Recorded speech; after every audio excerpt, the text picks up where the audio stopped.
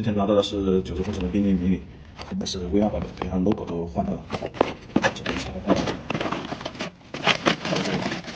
一个底座，一个插销固定。然后这个是上气的短路，可以看一下，这是修补好了。接口呢是一个3针的，它是2个管的一个散热器，8厘米的风扇。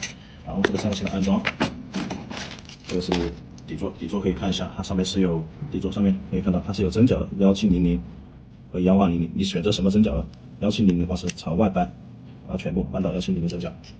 如果是1800、115朝的话，就搬到这个里面的针脚，是1700搬到最外面针脚。好了，然后对好主板的是桶位，直接上去。拿到配件，这个插销，直接按进去，每一个点按到底，你可以看一下，按到底就可以了。散热器呢，这可能说是电脑内存这边的，但是由于我们这个是带马甲的，没办法，这个卡扣给挡住了，所以说我们就这样安装好了。先这个是膜，这个是自带规则没事。